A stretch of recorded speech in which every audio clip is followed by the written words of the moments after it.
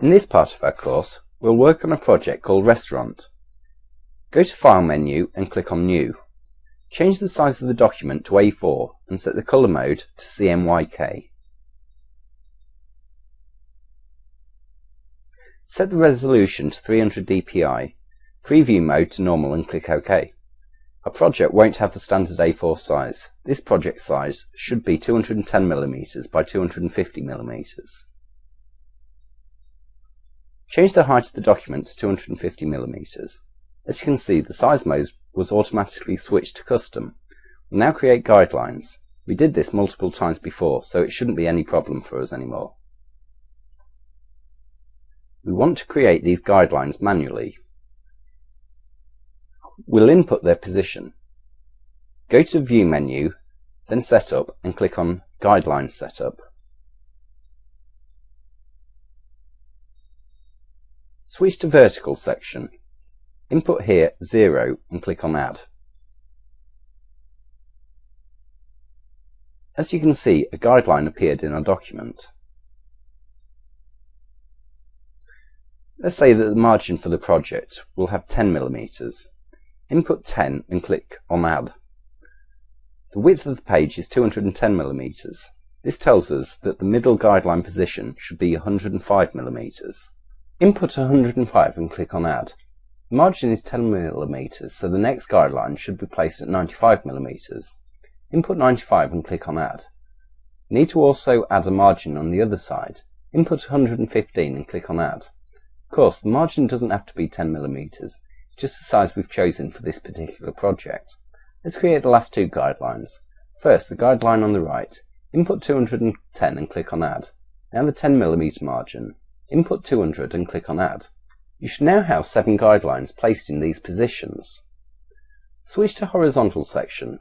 We'll have 4 horizontal guidelines. Input 0 and click on Add. Now the margin. Input 10 and click on Add.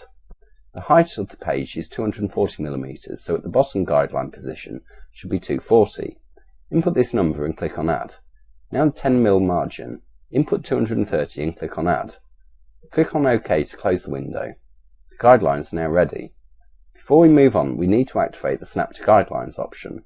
Press Shift and F4 to centre the page. Go to View menu, then Snap to and click on Snap to Guidelines.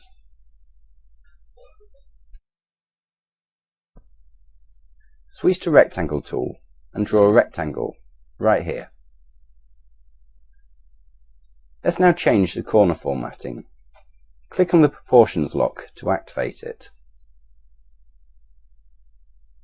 Change the first value to 5mm. Let's make it bigger. Change it to 10mm and press Enter. Let's now change the type of the corners. Click on the chamfered corner icon. Let's now change the fill colour of this figure. We'll choose a colour by inputting the specific CMYK value. Go to the Fill Tool icon menu and click on Uniform Fill. Switch to Models tab. Of course, we can just choose the colour manually, but let's be specific. Set the CMYK values at 20, 10, 100 and 0 and click OK. So this is how a colour that has such a value looks like. We'll now duplicate this figure. Click on the figure with the right mouse button, hold it, move the figure to the right and click the left mouse button while still holding the right one. Release all mouse buttons. Press Ctrl Z. We can also duplicate this figure using the copy and paste options from the Edit menu and then move it. There's also one more way to do this. Select the figure, press the plus key on the numeric keypad and move the duplicated figure. We can use this technique to easily make lots of copies of one figure. Just select the figure and press the plus key several times. Let's press Ctrl Z. We won't duplicate this figure, instead we'll create it again. This way we'll practice working with guidelines. Switch to Rectangle tool and draw a rectangle. Let's remember that we shouldn't convert this figure to curves now. If we do that, we'll lose the ability to change the corners of the rectangle. Let's try it. Go to Arrange menu and click on Convert to Curves. As you can see, the corner formatting options disappeared from the property bar. Press Ctrl Z to undo the changes. Change the rectangle corners bent to 10 mm.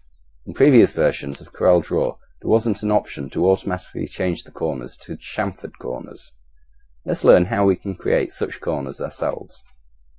Go to Arrange menu and click on Convert to Curves. Switch to Pick tool. Select all nodes and convert them to straight lines. So this is how we can create chamfered corners in CorelDraw older than X5. Press Ctrl Z twice to undo the changes. Let's now talk about how we can create a figure that has the same shape as a rectangle, but each of its sides is moved to the edge by a specific distance. We can do it by just duplicating this figure and resizing it. Duplicate the figure, hold Shift and downscale it.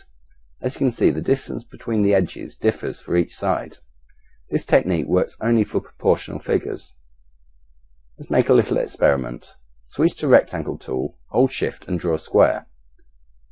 Press the plus key on the numeric keypad to duplicate the figure. Hold Shift and move the copied figure. As you can see, we've succeeded. This tells us that such a technique is useful only for proportional figures. Delete the figures. Let's go back to our rectangle. Select the rectangle, expand the Blend tool icon menu and click on Contour. Go to the property bar and change the amount of steps to 2 and the distance to 4 mm. The figure which was created is a dynamic figure. What does it mean? The dynamic figure will automatically change every time we edit any of its parameters. Try to change the amount of steps or distance. What does it mean, 2 steps? It means that there are 2 figures, each moved from the edge by 4 mm. So that's how the Contour tool works. You can find this tool in the Blend tool icon menu. So the Contour tool will create dynamic figures. These figures will automatically react each time we change any of the settings in the property bar. We'll now convert these dynamic figures into normal paths. This way we'll have 3 separate figures. Before we do that, let's talk about colours. The colour of the first figure we've chosen before. We can select the colour of the last figure from right here on the property bar. Colours of the figures between the first and the last element will be changed automatically by the program. To define these colours, the program uses linear contour colours. We can choose from 3 contour colour options. Well, we won't talk about these now. Let's go back to our project.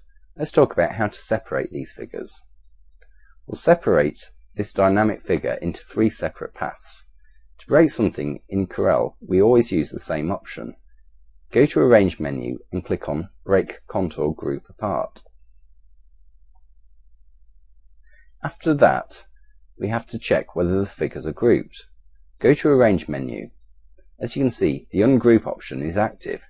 This tells us that the figures are grouped. Click on the Ungroup option. Click on the side to deselect all figures. You can now move each of these figures separately. Press Ctrl Z twice to undo the changes. Now move 2 of these figures to the side. This way we'll see better with what we're doing. Select the red figure, hold Shift and click on the orange figure. Now move these 2 figures outside the page. Go to Arrange menu and click on Combine option. Combine option merges 2 figures into one element and uses the top figure to cut out all bottom figures. In our case, the top red rectangle will cut a hole in the bottom orange rectangle, creating a border for the figure. Click on Combine. Change the fill colour of this figure to blue. Let's now align these 2 figures. Select the blue figure, hold Shift and select the rectangle. So the order of selecting figures always plays a decisive part in the alignment process. Select the blue figure, hold Shift and click on the rectangle. Go to Align and Distribute palette. Now, align the figures vertically and horizontally. As you can see, the blue figure moved into the rectangle. Press Ctrl Z.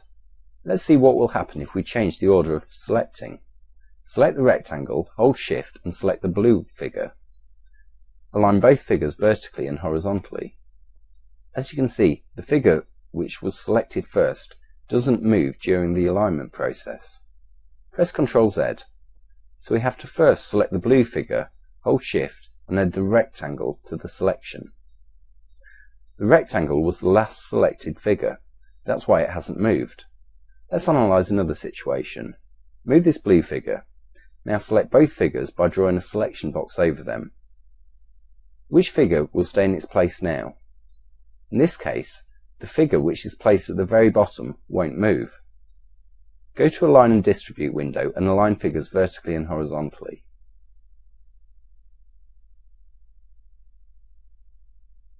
Switch to the Pick tool. Let's repeat the last actions and practice them. First thing we need to check is whether or not we have a Snap to Guidelines option active. Otherwise, we wouldn't be able to do this. Switch to the Rectangle tool and draw a rectangle. Let's modify the corners now. Change the bend of the corners to 10 mm and set the type to chamfered corners, and click on the Uniform tool. To do this, click on the chamfered corner icon. Let's now change the colour of this rectangle. Let's say that we won't remember what colours we've chosen before. Select the rectangle we've made before, go to the Fill tool icon menu. Let's check the CMYK values of this colour. Switch to Models tab. So we now know that this colour value is 2010-100. Exit this window and select a new rectangle and click on Uniform tool. Switch to Models tab. Set the CMYK values to 2010-100 and click OK. So that's the first way in which we can set the same colour for our new figure. But let's say that we don't want to do it this way. It's time consuming and boring. Let's learn how to do the same thing with the Colour Eyedropper tool. Access the Colour Eyedropper tool icon menu. We have two tools here, Colour Eyedropper and Attributes Eyedropper. We already know that Colour Eyedropper selects only the colours and Attribute Eyedropper selects the colours and attributes of the figure. Let's select the Colour Eyedropper tool. Click on the first rectangle to select the colour and click on the second rectangle to fill it with the colour we've just selected. Let's talk about the third way to change the colour of this rectangle. Go to Edit menu and click on Edit Properties From. Select the Fill option and click on OK. Now select the colour you wish to copy. Click on the first rectangle. Before we move on, let's do one more thing. Duplicate this figure and place the item on the side. Let's fill it with a gradient. Switch to Interactive tool and draw a gradient direction line. We already talked about this tool. Now let's add another colour stop. To do that, click twice on the gradient direction line. Change the colour of this colour stop to red. So the Colour Eyedropper wouldn't copy the whole gradient. It only selects one standard colour from the pixel on which we've clicked. Well, maybe we'll see the effect better on the copied figure. Press Ctrl Z and switch to Attribute Eyedropper. Click on the copied figure. This time the eyedropper tool selected the whole gradient. Click on the second rectangle to fill it with this colour. So the Colour Eyedropper selected only one particular colour with the CMYK values are shown in this little window next to the cursor. For example, this colour, CMYK values 674-100. Of course, we can copy the colours and attributes by using Copy Properties From option. Go to Edit menu and click on Copy Properties From. Click OK and click on the gradient figure. As you can see, this option copies the fill of the figure along with the textures or gradients. So now we know how to copy the fill of the figure. Go to Edit menu and click on Copy Properties From and click OK. Now click on the first rectangle. Let's now create an inner blue border. Select the Contour tool. Change the amount of steps to 2.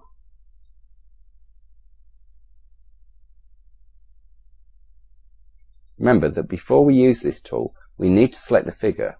Let's now separate the dynamic figure into 3 separate paths. Go to Arrange menu and click on Break Contour Group Apart.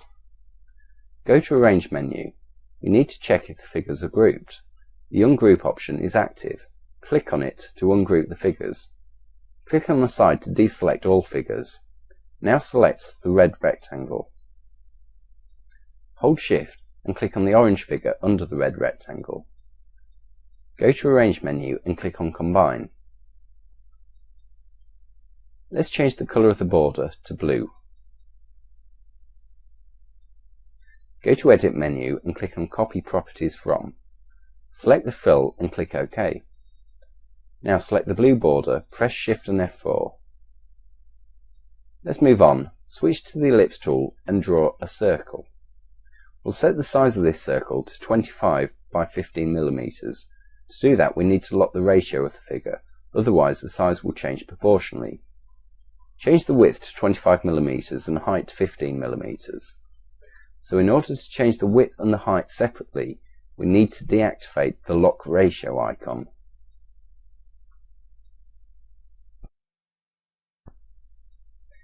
If this icon would be active, the size would change proportionally. Press Ctrl Z. So we've just created a circle which size is 25 millimeters by 15 millimeters. This guideline position is 240 millimeters. We'll now move the circle to this guideline. Change its y-axis position to 240 millimeters and press Enter. Hold Shift and select the first rectangle. We already know that the figure that was selected last won't move during the alignment process. To align these figures, we can use the keyboard shortcuts. Go to Arrange menu and access the Align and Distribute palette. Here we can see the keyboard shortcuts. So C will align both figures vertically.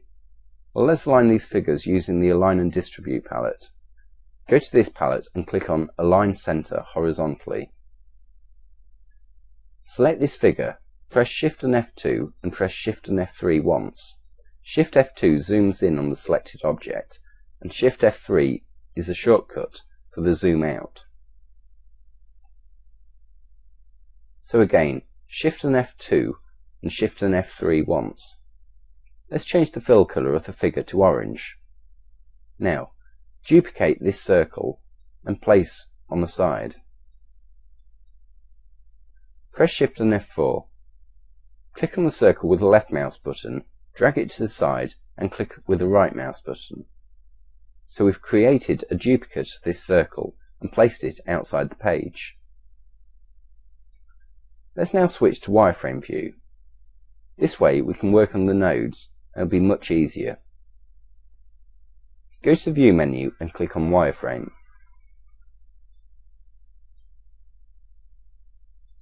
Select the circle, go to Arrange menu and click on Convert to Curves. Switch to Shape tool and select the left and right nodes. Now, change the type to Cusp nodes. Select the left node. Thanks to cusp nodes, we can modify the line segments on both sides of the node separately. Drag the direction line and place it at a 90-degree angle. Now select the right node. Drag the direction line to the left and place it at a 90-degree angle. Select the bottom node and delete it. We can now modify the bottom line segment with direction lines that comes from the left and right nodes. Click twice here to create a new node. Position it just like I did. Now, go to the right side and do the same thing. First, create a new node and then move it to the left. This node type was automatically created as a smooth node. Let's leave it like this.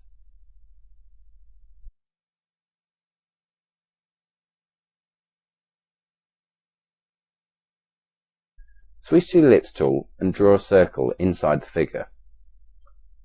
Let's now convert this new circle to curves.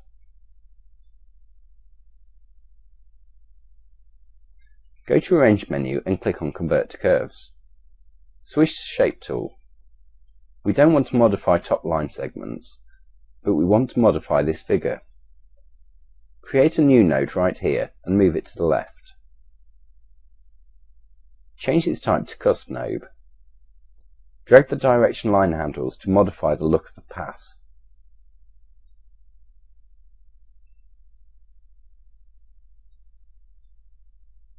Well, this figure's like that. We won't move the other nodes. Well, let's move this node a little bit more to the right. And that's perfect. Switch to Pick tool and select both figures. Go to View menu and click on Normal. Go to Arrange menu and click on Combine. Now go to the pen tool icon menu and click on No Outline. We can do the same thing by clicking with the right mouse button on the envelope icon at the bottom of the colours palette.